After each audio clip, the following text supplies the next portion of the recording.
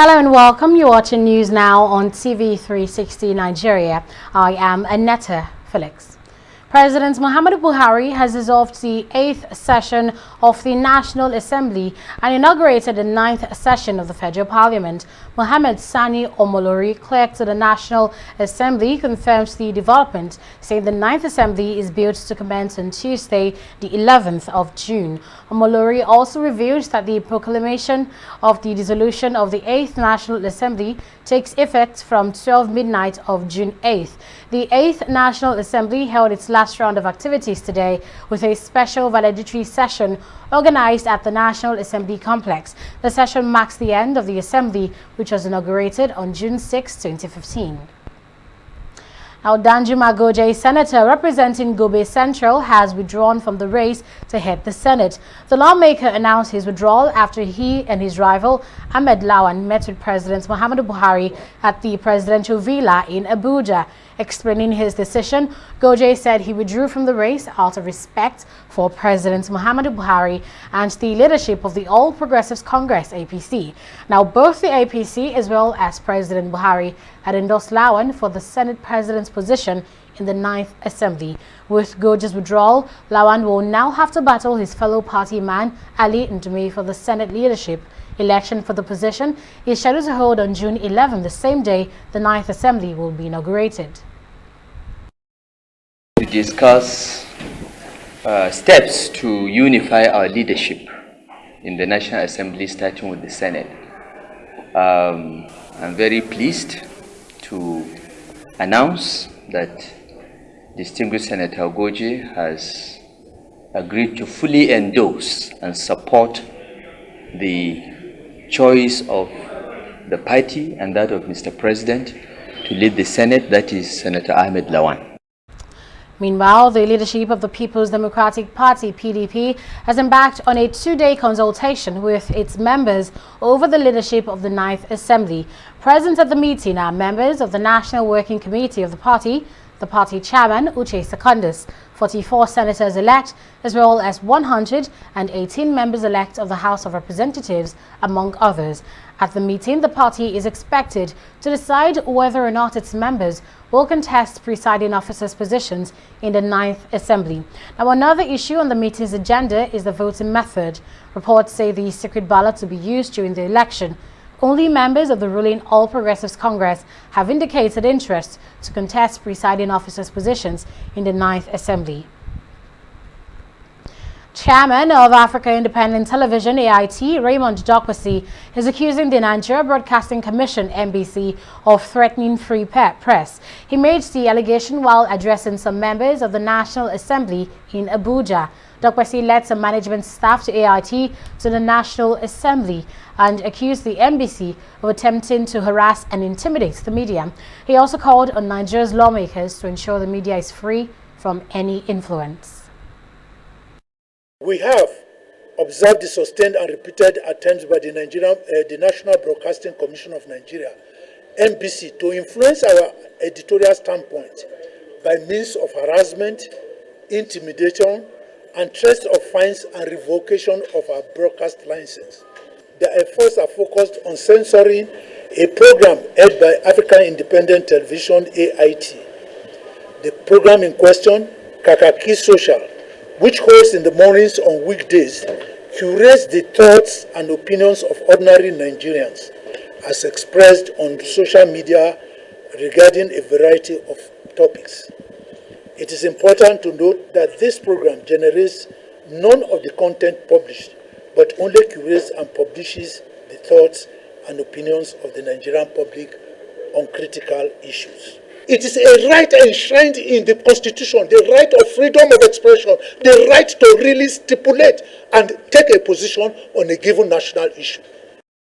Senator Shehu Sani and Eyinaya Abaribe, who represented the National Assembly, acknowledged the complaint and promised that it will be passed on to the 9th National Assembly for deliberations. In the last 2 decades, you have also demonstrated your responsiveness and responsibility in the defense of the ideals of freedom and the unity of this country. Particularly, the AIT has done so much for democracy The issues we raised are germane and are also very important as far as the National Assembly is concerned. You come at a time when we are signing off the 8th National Assembly. So it is still not too late, because among us here, there are people who are going to carry the baton to move issues you have raised here to a new phase and ensure that the press is adequately protected and defended. I recall that under the chairman, the Director Generalship of Emeka Mba, the Jonathan government wanted a media house closed and their license revoked. Emeka Mba stood against it and said they have not done anything that will warrant their closure.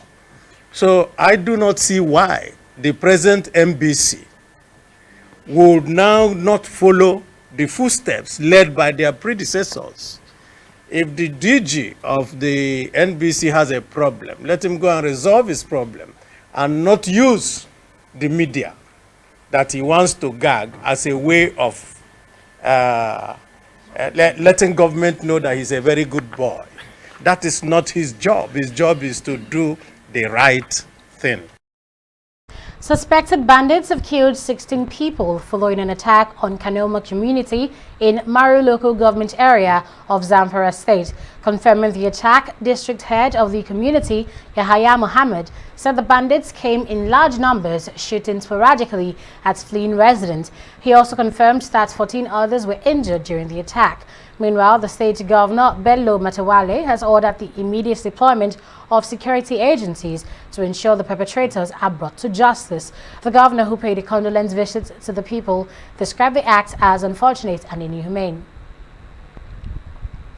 Now, still in Zamfara State, Emir of Maru, Abubakar Ibrahim, and the district head of Kanoma Town, Ahmed Lawal, have been suspended by the state government for their alleged involvement in armed banditry activities. Their suspension was announced in a statement issued by the governor's spokesperson.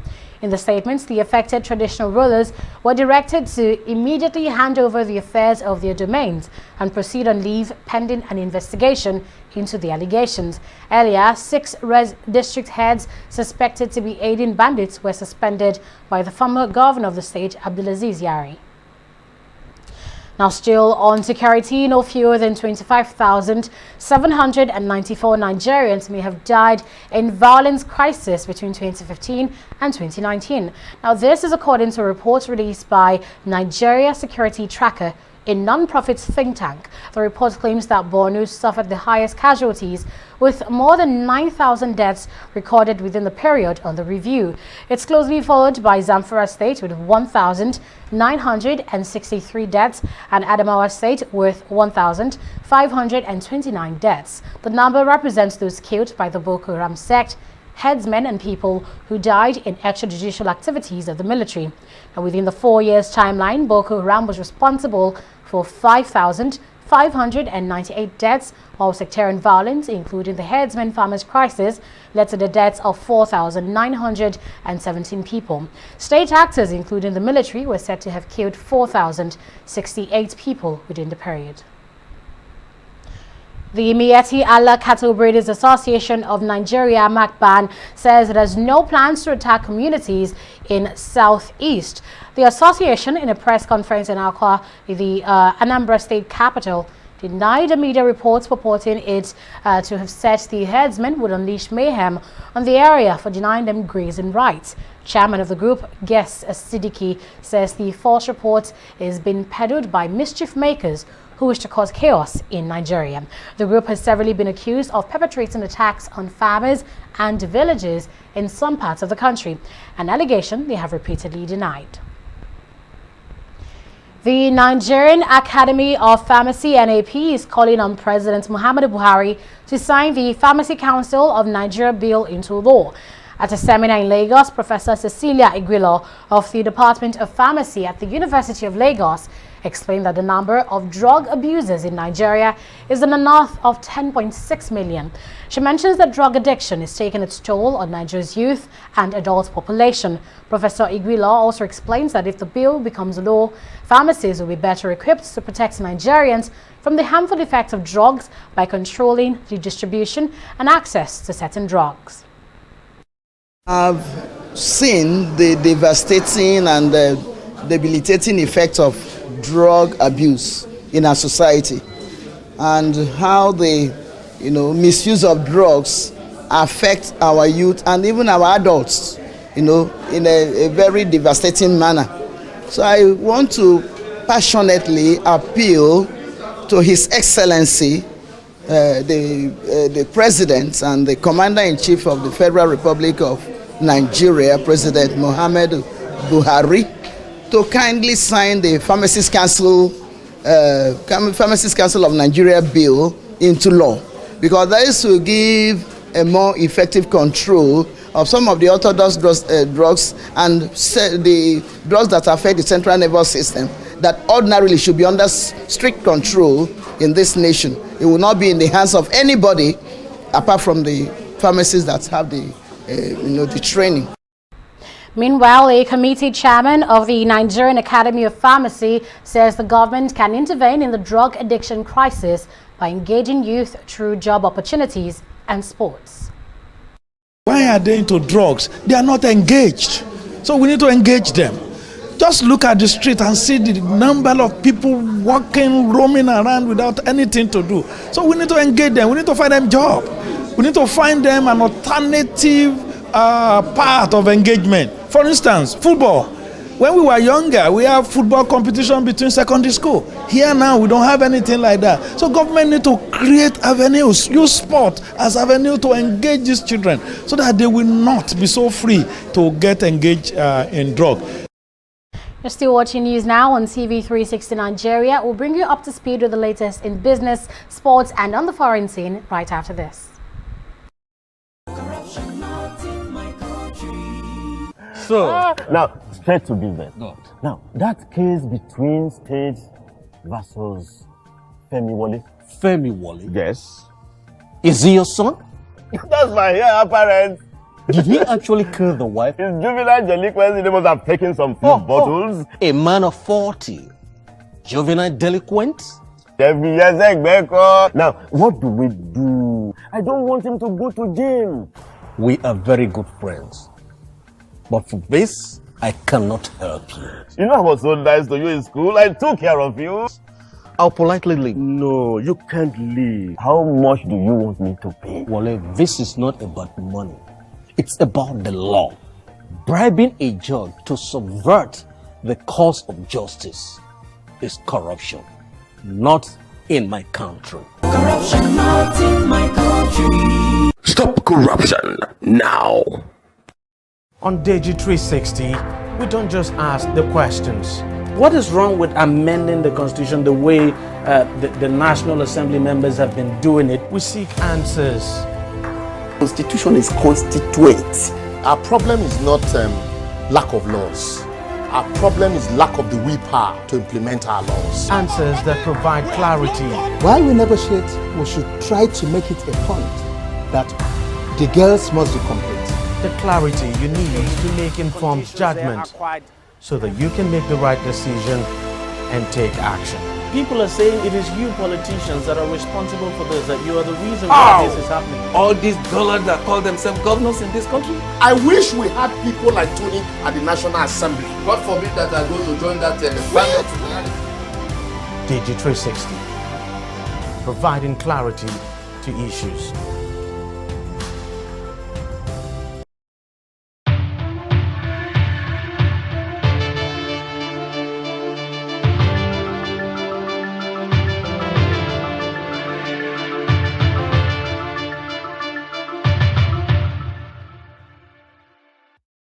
You're welcome back, and we have Oyin Adekunle to discuss business with us. Hello, Oyin. Hi, Anita. So our top business story is about power, and we know how Nigerians feel about this. But is this conversation a positive one? Well, the government is taking a huge step this time as the presidency has met with electricity distribution companies in a bid to resolve some of the issues affecting the electricity supply industry. The Chief of Staff to the President, Abba Kyari, alongside representatives of the Ministry of Power Works and Housing, the Bureau of Public Enterprises, and the Nigeria Bulk Electricity Trading PLC, has now met with the distribution companies. The meeting was aimed at resolving the liquidity crisis in the sector and improving service delivery by the discos. More than 5 years after the privatization of the sector, the investors who took over the 6 generation companies and 11 discos that emerged after the unbundling of the Power Holding Company of Nigeria are still grappling with the old problems in the sector.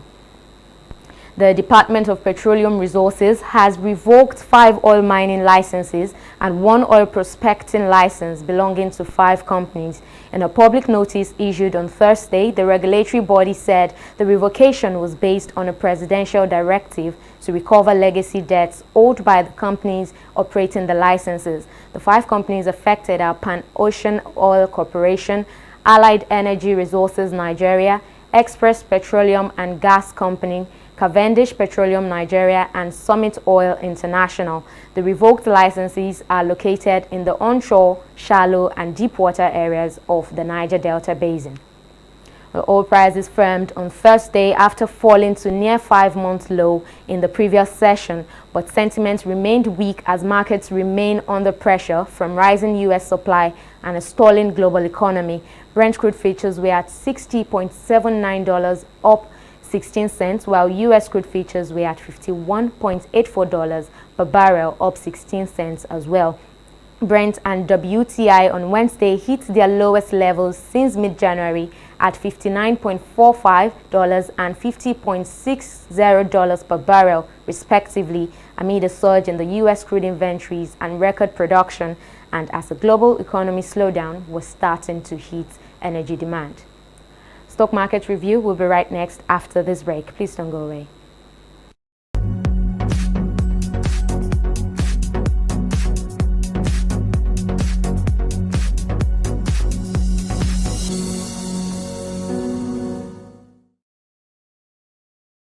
Off to another start after a 2-day break, and the Nigerian equities market failed to spring up a surprise as it picked up from where it last stopped on its losing streak. The all-share index at the end of trading activities was down by 1.30%, while market capitalization equally shed over 178 billion from its last close. The activity level, however, showed a better performance.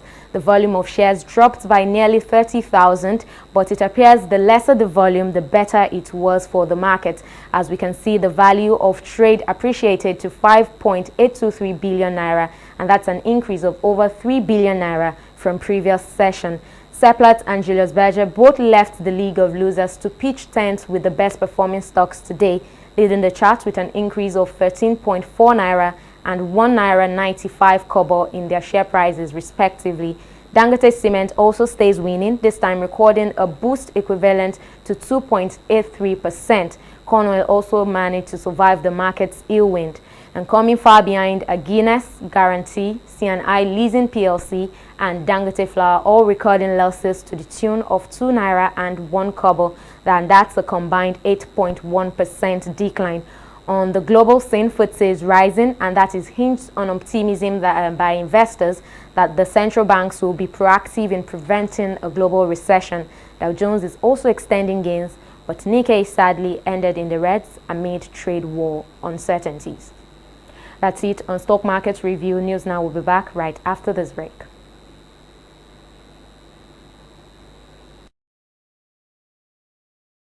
Corruption not in my country. So, now, straight to business.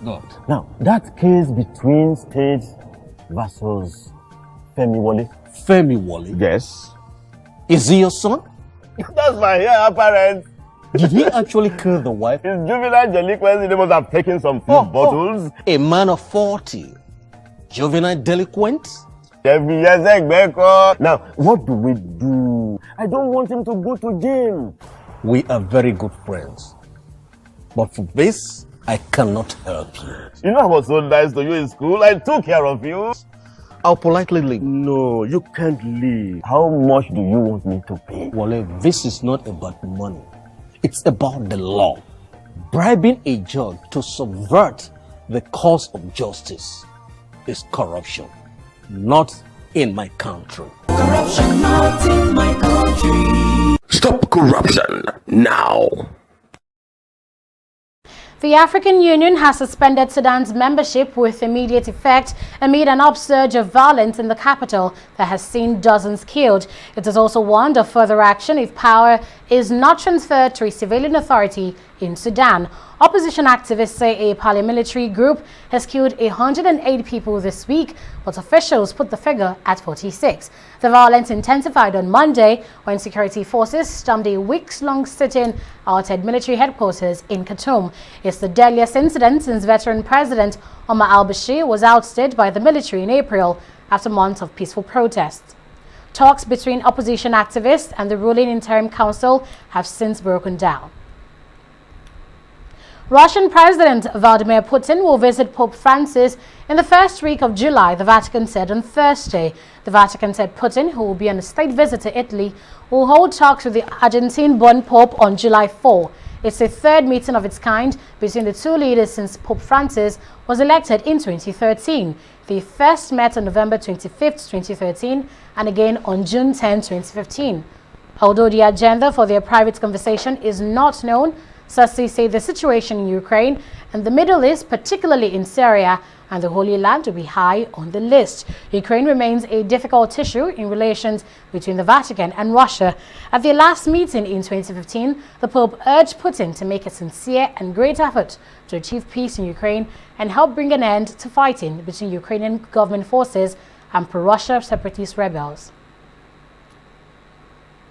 The president of the Confederation of African Football, Ahmed Ahmed, has been arrested in a Paris hotel by French police. The reason for his arrest is yet to be disclosed, but sources say it may be related to an alleged misappropriation and corruption scandal involving French company Tactical Steel. The CAF boss was in the European nation to attend the FIFA Congress, which brought about Gianni Infantino's re-election as president of the governing body. The events took place 2 days before France kicked off the Women's World Cup against South Korea at the Parc des Princes on Friday. The Confederation of African Football has ordered that the CAF Champions League final between Esperance of Tunis and Wydad Casablanca of Morocco be replayed on a neutral venue. The CAF Executive Committee, in a meeting in Paris, unanimously decided that Esperance of Tunis, who was initially awarded victory after a 1-0 lead in the second leg, should return the medals and trophy. Given reasons for its decision, CAF stated that the conditions of the game and safety were not met during the second leg of the final held on May 31st, 2019, preventing the match from coming to an end. Now, the body also noted that the date and venue of the meeting will be determined later by the CAF Executive Committee. And that's it from here on News Now on TV360 Nigeria. Many thanks for watching, and bye for now.